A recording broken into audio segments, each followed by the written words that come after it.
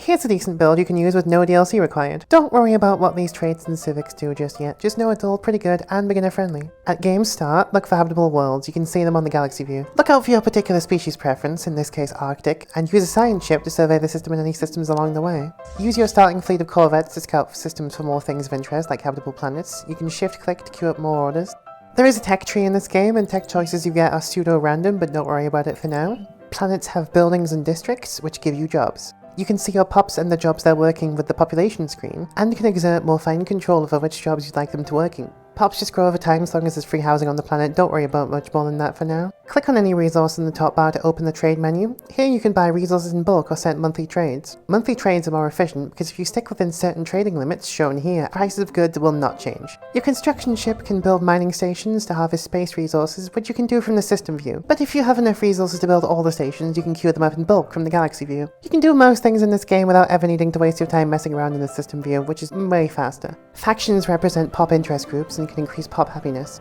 For now, don't worry about them, you can safely ignore this mechanic entirely, just know they produce some Unity for you. Unity lets you unlock traditions, among other things. The 3 best, most consistent tradition trees in the game are Prosperity, Discovery, and Supremacy. When you meet an AI, you get First Contact. Just click either of these buttons and assign an envoy here, and then let them do the rest. You can build a colony ship from your shipyard and use your construction ship to build star bases which stake your claim over a system you desire. In this case, one with a planet to use. And when it's done, you can just click on the planet icon, click to colonize, and select the colony ship. Don't worry too much about agendas for now, just pick whichever one appeals to you. I've filled the building slots on the capital with research labs, so I'm making more city districts to get more. Here's a rough picture of your resource priorities. I always recommend spamming research labs on your capital as fast as possible. When you finish any tradition tree, you unlock an Ascension perk. Some of these are pretty powerful. I'm just going to keep with Executive Vigor because of the Edict capacity. Edicts have a Unity upkeep, some or even all of which can be paid for by your Edict capacity instead of coming from your actual monthly Unity production. With the first colony now settled, it's time to learn an important fundamental of Stellaris. Specialize your planets. In this case, I'm going to make this an industry world, producing alloys and consumer goods. You want to specialize because of the designation bonuses which can be chosen here, which as you can see will make your planets much more efficient at doing just one thing. Planets do not need to be self-sufficient. The planetary deficit you see here is meaningless, it will just come with your empire monthly gain. The capital is the exception to the specialization rule because it has a special designation that makes it good at everything, and you can use it as a bit of a Swiss Army knife. You can make custom ship designs and they will perform better than whatever random components auto designer has chosen to bless you with, but when you're just starting out it's unnecessary. I've met my first AI and they already like me. I can use an envoy to improve relations further, give them an embassy so we can see each other's capitals, and engage in deals like commercial pacts and research pacts. Just bear in mind each deal you take will reduce your monthly influence gain, which is a resource used for expansion. My capital is out of district slots but has some clearable blockers. See what they would give you upon clearing and queue them up.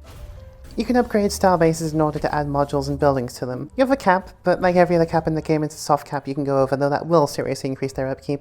The best modules to build are shipyards and anchorages, both of which have special buildings which make them better. Hydroponic bays are also very efficient sources of food income. On this colony, amenities are negative and the planet's stability is suffering, which lowers the planet's efficiency as you can see. You can rectify this by building something which provides amenities jobs like a hollow theatre or a temple. Note that you should not pay attention to the amenities number itself, just stability. On the capital, you can see we have negative amenities, but stability is fine. As a general rule of thumb, just keep stability above 50% and you're golden. And that's about all you need to succeed on a basic level. Here I've been playing the Empire I showed you at the start, specifically limiting myself to not using any mechanics that I didn't show you. I've skipped all my usual minor min-maxes, disabled all DLC, I only claimed 3 systems, and I've gotten this very modest 9k fleet in year 34. On my settings, that still has me pretty far behind the AI, but if you're just starting out and haven't touched a single difficulty setting, this fleet will easily be enough to bully the AI into submission. Thanks for watching. Feel free to link this to any friends you want to get into this game. I know when I was starting out, I struggled to find any videos that just condense the basic mechanics without waffling on too much and umming and ahhing. My full playthrough videos take dozens of hours to make, but something like this I can bash out in no time. So let me know down in the comments if you'd like to see more advanced tips for an intermediate level player next.